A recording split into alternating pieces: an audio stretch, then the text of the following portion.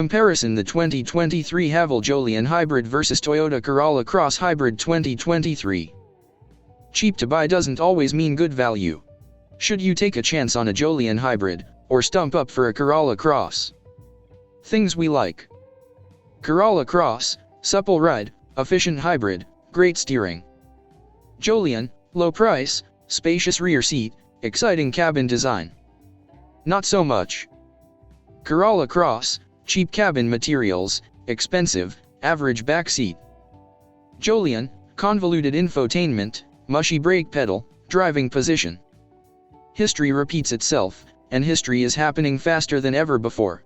What took Japan 40 years and Korea 20 years, China's looking to do in a 10 to 15 year span, or so they say. Frightening times to be an established manufacturer like Toyota. To test this theory, we grabbed two fresh-faced small SUVs with hybrid powertrains for a duel, Toyota's now benchmark Corolla Cross in GXL AWD guise, and our Haval Jolion Ultra Hybrid long-termer. Toyota established itself as the hybrid hero when the Prius debuted in August 1997, and has continued to refine its series parallel recipe to this day. It was widely accepted as the industry benchmark for seamless operation, and still is for efficiency, but recently, rival brands have begun to challenge all that. Haval is one of them, with the Jolion featuring a different take on the hybrid with its dedicated hybrid transmission, DHT, that uses two fixed ratios, a launch and cruise gear, with the electric motor working to fill in the gaps. Toyota's eCVT is a similar system in principle, but with different electronic control systems, it differs markedly on the road. Pricing and features. The Jolion immediately takes the lead in value stakes. Haval sells the Jolion Premium with a punchy turbo petrol engine, 17-inch alloys, and 10.25-inch touchscreen from as low as $27,990 drive away, and our flagship Ultra Hybrid is a still reasonable $39,990 on the road in any state. For the flagship's asking price, you get the biggest in class, equaled by the Nissan Qashqai, 12.3-inch touchscreen, Comfort Tech vinyl upholstery, and more. See table for full specifications. What you don't get is independent rear suspension, that's only available on the sporty Jolion S. Comparatively, the Corolla Cross range begins in basic GX guise with 16-inch alloy and a small 8.0-inch touchscreen for $33,000 before on-road costs, or $36,800 drive away, $9,000 more than the Haval. The mid-spec GXL Hybrid AWD tested is rather dear at about $46,500 on the road, costing $5,500 more than the Haval and isn't even the top trim level. Oh, and you have to pay a monthly subscription for Toyota's telematics and connected services. It totals $22.45/month. See the spec comparison for how the Corolla Cross GXL stacks up against the Jolion Ultra Hybrid. Comfort and space. The Jolion continues to win the cabin presentation race, though no prizes for guessing from which British luxury brand Haval pinched its interior stylist. Where the Corolla Cross is all dull black plastics, the Haval has a lot of different materials and some interesting design choices. It's not particularly cohesive or attractive, in this tester's opinion, but it is more eye-catching. Incidental storage in the Jolion is great, with credit card slots, a thoughtful wireless phone charging tray, two cup holders ahead of the rotary gearshift, which oddly doesn't have any detents, it'll just spin forever like a BMW iDrive controller, deep covered central storage bin and decent bottle holders in the doors. Build quality is a bit of a letdown in the Jolion, with creaky plastics and a touchscreen that doesn't feel particularly well attached to the dashboard. And although the materials present well, a bit more exploring reveals that they're rather flimsy and cheap, especially the metal look accents. Another chink in the Haval's armor is its driving position. The Jolion is one of very few cars on sale, including the Land Cruiser 70 series, without telescopic adjustment for the steering wheel, and it's positioned way too far from the driver. I had a sore back after an hour of driving because of this. Taller people will also find that the seats seriously lack underthigh support, that vinyl upholstery also proving very sweaty with sunlight beating through the panoramic sunroof. Although the Toyota's manual seat adjustment is coarse, especially the backrest, the driving position is more conventional with a nice small wheel to hold. Herringbone-esque cloth-centered seat in the Corolla Cross GXL also don't get as hot, so there's less yucky leg sweat to worry about in summer. Next to the Haval's wild interior, the Toyota's cabin is conventional, verging on forgettable. The touchscreen is decently sized, but when you aren't running wireless smartphone mirroring, the Corolla's interface is bare.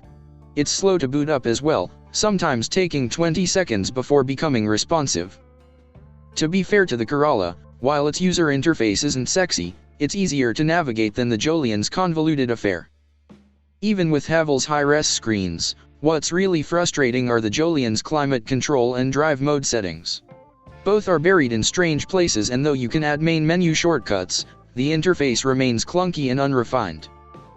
I question why the Jolion features physical shortcuts for front and rear window demi-stirs, and aircon off, but no fan speed adjustment when there's a switch blank for it below the touchscreen.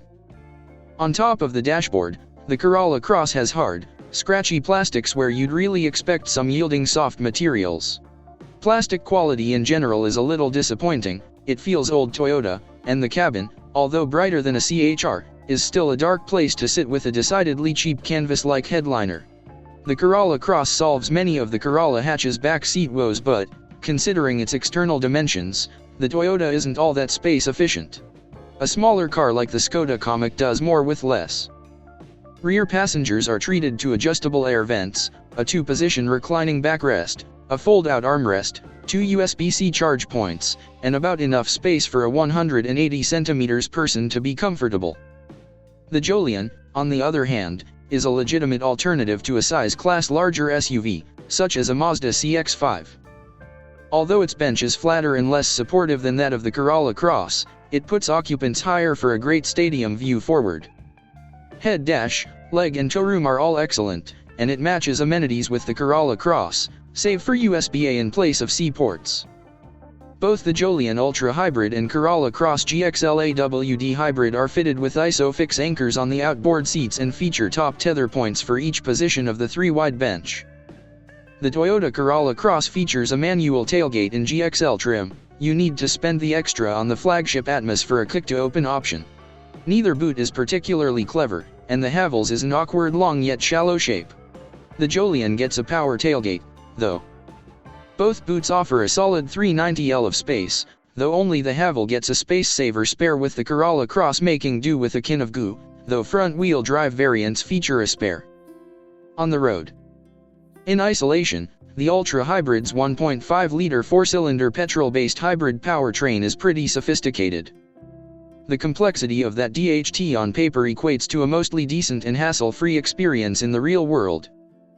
Tune in and you can notice the car swap ratios at about 85 to 90 km per hour, and under hard acceleration this can be a little jarring as the petrol engine's soundtrack doesn't line up with what the car's doing. Regenerative braking settings are buried in menus, and it's best to have it in the maximum setting. It's still a long way from one-pedal driving, otherwise the Jolion can feel like it's still accelerating as you come off the gas, not a pleasant feeling. On the whole, the Jolion's hybrid setup delivers a far more refined experience than the petrol-only car's jerky 7-speed dual-clutch. The Jolion hybrid is plenty quick enough too. Haval lists 139 kW/375 Nm outputs, and we have found adequate punch to spin the front wheels pulling away from junctions. Haval doesn't claim a 0 to 100 km per hour time, but Wheels editor Enright previously recorded an 8.9-second sprint. With very closely aligned outputs and similar form factors, you might expect the Jolion and Corolla Cross to drive about the same. They don't. This is where Toyota's years of engineering experience, and a renewed focus on driving excellence, come to the fore. A separate electric motor on the rear axle as part of the Corolla Cross GXL's E4 AWD system means there's no wheel spin in the dry or wet. In this configuration the Corolla Cross is pretty rapid for a small SUV. Toyota claims 0 to 100 km per hour in 7.6 seconds. Although the Haval's hybrid is good, Toyota's is seamless in its operation, utilizing just the right amount of EV mode with a silent start-up. Its only problem is the vocal, under full throttle, 2.0-liter petrol 4-cylinder combustion engine. The Haval's 1.5-liter engine is a little more hushed. In isolation, the Jolion feels absorbent enough, and its torsion beam rear end seems adequate. That is, until you get into the Corolla Cross. Toyota's excellence shines through on bumpy roads. The damping is silky smooth and supple by comparison, especially in the independently suspended AWD variants. Bumps that echo into the Jolion's cabin and throw it offline mid-corner are dispatched without fuss in the Corolla Cross. It translates to more dynamic handling. The Corolla Cross's quick and well-weighted steering giving the confidence to push on where the Jolion's stodgy rack erodes confidence. The Toyota's chassis remains light on its feet and adjustable where the Jolion clumsily understeers. Toyota's blending of regen and physical braking isn't perfect, we've said as much in prior reviews, but it's still preferable to the Haval's spongy and unpredictable pedal. This kind of inconsistency pervades the whole Jolion experience, with delayed responses as though the steering and brakes are still dusty from the night before. Safety. Both SUVs are matched in terms of on-paper safety criteria. By that, we mean they're certified with 5-star NCAP ratings and equipped with all the latest safety assistance systems. But just because they're there, doesn't mean they work. Toyota's aid calibration was, in the past, fairly conservative. The Corolla Cross's lane trace assist and adaptive cruise control are now more usable than before, if a way off being perfect. It's also simple to disable the aids using mostly physical buttons. It is a different story in the Haval Jolion. The adaptive cruise control's speed, for example, can be set at your current velocity, but from there you can only jump around in 5 km/h increments and fails to accurately maintain a selected speed, not ideal in speeding-obsessed Australia. The lane keep assist requires further refinement, including a physical button to disable the system. Fuel consumption. In ADR combined consumption figures, the Corolla Cross GXL AWD plays its 4.4 L/100 km against the Jolion Hybrid's 5.0 L/100 km rating. On paper, the Corolla Cross's hybrid ekes out a small but decent advantage, but its consistent real-world fuel efficiency cements the win.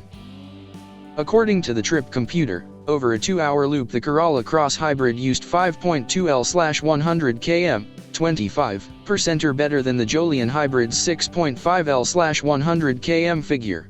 Both the Jolion and Corolla Cross will happily accept 91 RON regular unleaded or E10 blends at the Bowser.